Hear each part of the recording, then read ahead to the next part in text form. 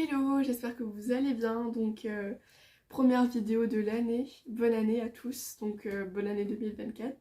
Ouais, ça fait un peu bizarre de se dire que là on est déjà en 2024. Aujourd'hui j'avais envie de tout faire mon bilan de mon année 2024 en termes de livres. Parce que voilà, je trouvais ça intéressant de faire un peu un bilan par rapport à ça. Je suis désolée pour la luminosité, je cherche toujours à essayer de faire quelque chose à peu près ok. Là j'ai quand même l'impression que j'ai une partie de mon visage qui est un peu sombre. Voilà, bon, on fait comme on peut. Du coup, là je vais pas vous parler de mes livres préférés de cette année. Je vais me baser sur mon post Instagram. Si vous me suivez pas, allez voir sur mon compte Instagram. J'ai fait, comme l'année dernière, un peu mon wrap-up genre de, de, de mon année livresque 2024. Voilà. J'ai lu, je vous mettrai les photos ici.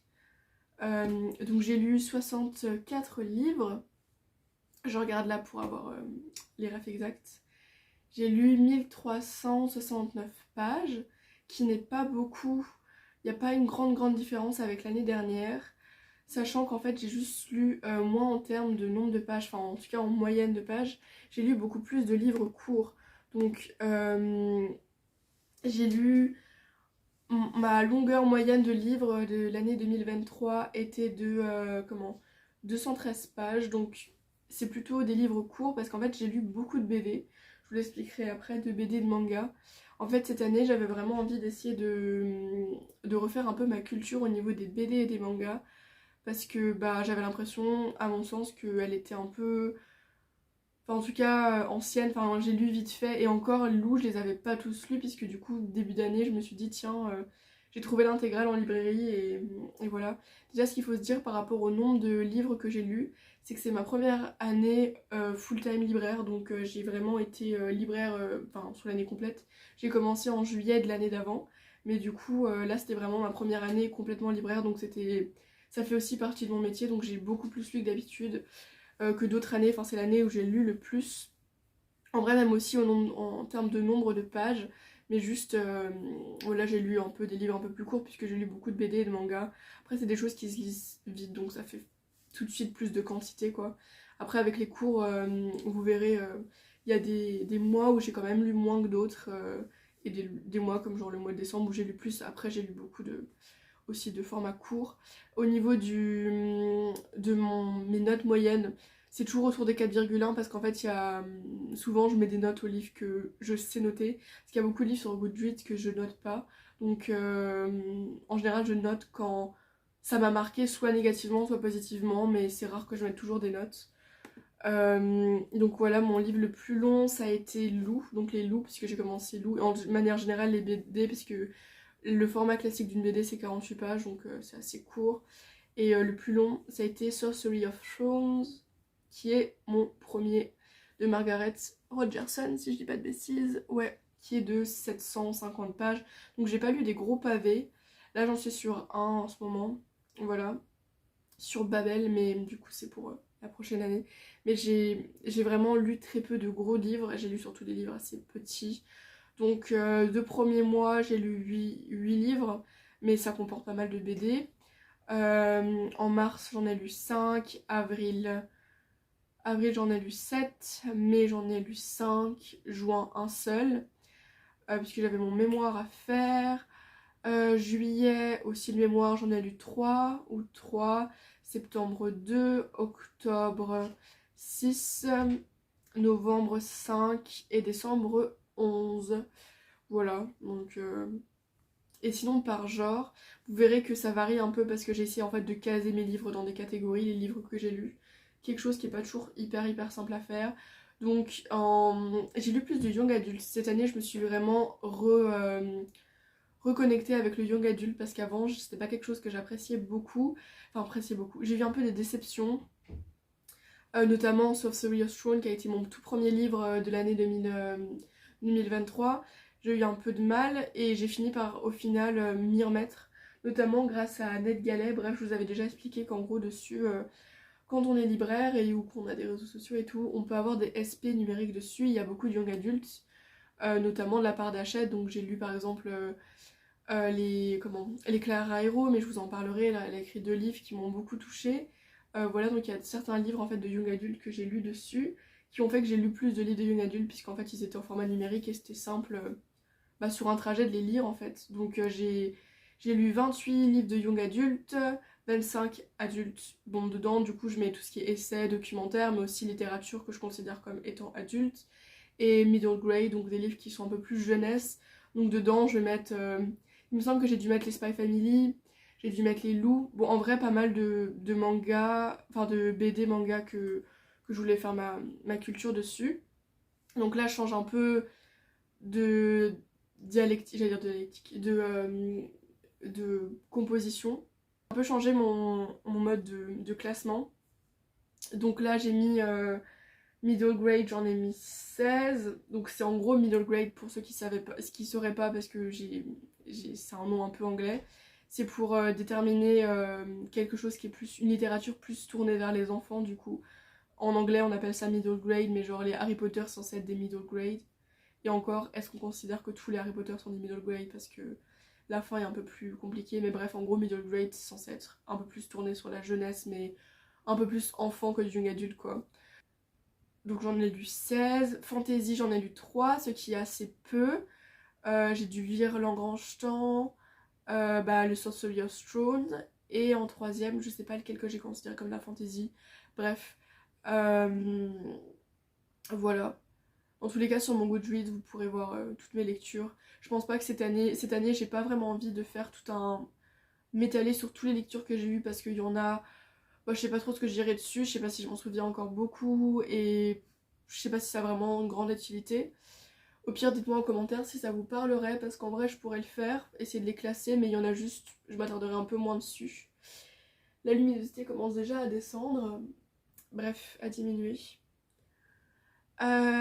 Littérature, j'en ai lu 7, ce que je trouve assez peu, sachant qu'en général c'est mon genre de prédilection. Euh, j'ai lu 25 romances. C'est un truc qui m'étonne beaucoup parce que bah, j'avais un peu regardé mes statistiques, je me dis mais ça m'étonne un peu parce que je suis pas quelqu'un de base qui me considère à aimer la romance parce que dans ma tête la romance c'est un peu genre de la dark romance un peu, mais c'est pas du tout ce que je lis. En fait j'ai lu beaucoup de romances young adultes en fait. Du coup c'est juste des livres que... par exemple, dedans, globalement, il y a les Heartstopper, quoi, mais pas que, mais bon, Heartstopper, ça fait déjà un cinquième du chiffre. Mais ouais, au final, c'était des romances assez choupinous, quoi. Dedans, il y a les Taylor Jenkins Reid aussi, bon, il y en a deux, mais au final, j'ai lu pas mal de romances, et je me suis un peu renouée avec la romance, parce qu'en fait, j'ai aussi revu ma définition de la romance, parce que pour moi, de la romance, c'est pas forcément un livre où il y a forcément du cul dedans, ou genre de la dark romance ou des trucs genre globalement le rayon romance quoi dans une librairie maintenant actuellement, genre les romances TikTok un peu spicy et tout. C'est pas vraiment ce que j'ai lu et ce que j'apprécie et au final je me suis un peu renouée avec ça et trouvé ça un peu intéressant au niveau de la personnalité des...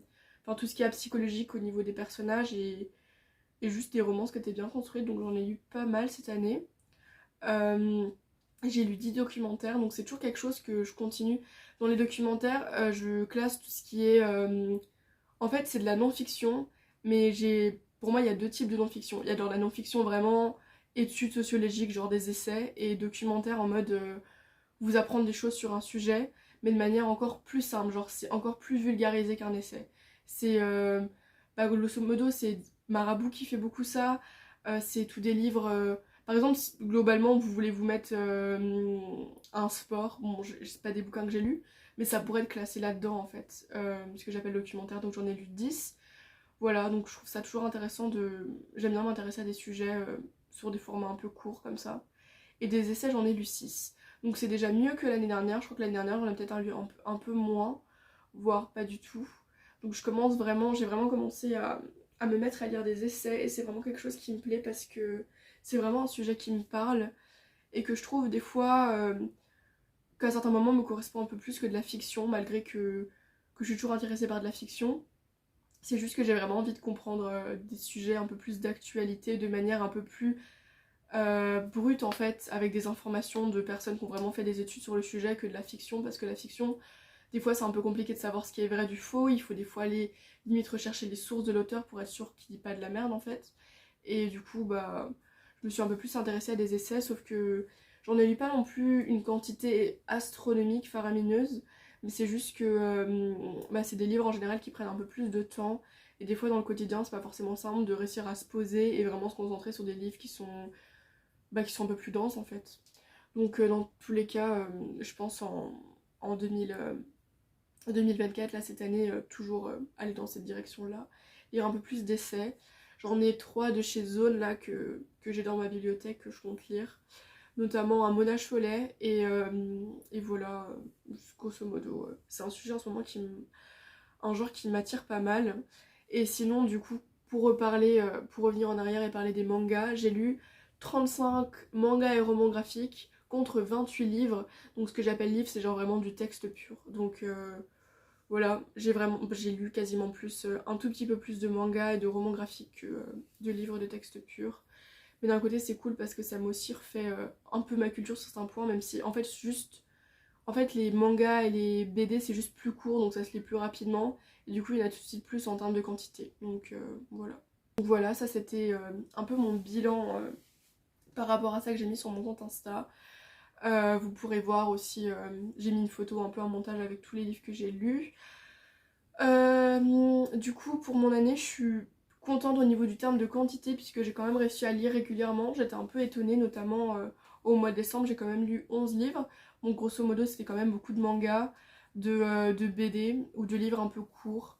Pour cette année, mon but ça serait d'essayer de lire des livres un peu plus longs en termes de taille. Donc juste ne pas avoir peur de lire des pavés.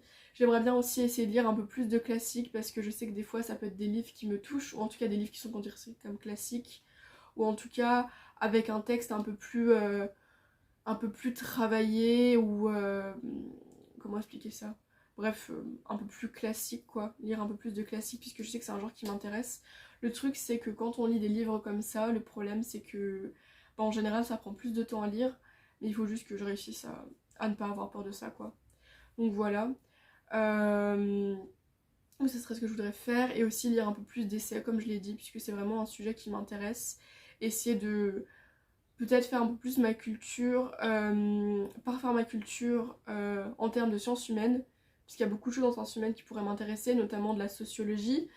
Euh, Bref, c'est tout des... Comment... En sciences humaines, il y a pas mal de choses qui pourraient m'intéresser et je sais qu'ils m'intéressent donc pourquoi pas en lire un peu plus. Des livres un peu plus voilà, un peu plus variés, enfin des livres un peu plus variés, des livres un peu plus grands, et, euh, et aussi peut-être aussi en termes de littérature, essayer de parfaire parce que c'est vrai qu'en littérature, je me cantonne souvent à la littérature anglaise, même si je pense que je vais toujours un peu m'y cantonner parce que c'est vraiment quelque chose qui me parle, littérature française et littérature anglaise. J'ai encore du mal à trop enfin, à essayer de sortir de ma zone de confort et lire un peu plus de littérature variée niveau littérature étrangère. Littérature asiatique, j'en lis jamais. De la littérature, enfin bref, d'autres formats de littérature, que ce soit la littérature allemande, j'ai lu quasiment, genre, j'ai vraiment lu aucun classique. Donc voilà, je verrai un peu au film de mes envies. Surtout, il faut pas que j'ai peur de. Faut surtout pas faut que j'essaie de pas me cantonner à. Faut surtout que j'essaie de pas me cantonner à certains formats ou avoir juste lire des livres courts pour lire de la quantité. Donc voilà, c'est un peu là-dessus que je vais essayer d'être pour 2024. En termes de chiffres, parce que je vous l'ai pas dit, mon goal Goodreads, je l'ai mis de 50 livres parce que c'est ce que j'ai mis l'année dernière et au final j'ai lu 14 livres de plus. Ce qui est pas mal en vrai, mais j'ai pas envie de me forcer à lire forcément plus de livres. J'ai beaucoup vu ça passer aussi sur Instagram et il y a beaucoup de gens qui sont dans le même mood que moi, de lire des livres, pas forcément de lire des livres courts, lire des livres des fois un peu plus longs, mais qui nous prennent encore plus aux tripes et juste de pas se dire que la quantité de livres qu'on lit fait le lecteur qu'on est. Et ça, je trouve ça important de le dire parce que on s'en fout de la quantité de livres que vous lisez, l'important c'est ce que vous en retenez et l'impact que ça a sur vous. Donc voilà. Donc voilà. Donc c'était un peu mon bilan de mon année 2023 en termes de livres. Je ferai une prochaine vidéo, je pense, sur mes favoris lectures, enfin mes livres favoris de l'année 2023 dans une autre vidéo parce que j'ai envie vraiment de m'y attarder et de parler un peu plus longtemps. Et voilà, donc c'était un peu tout pour cette vidéo. Voilà, donc je vous souhaite un bon début d'année 2024, que tout se passe bien, la santé, la famille, le travail, la vie perso et tout ça. Donc voilà, j'espère que vous avez passé de bonnes fêtes, que tout se passe bien dans votre vie. Et voilà, merci d'avoir regardé la vidéo et à bientôt. Bye!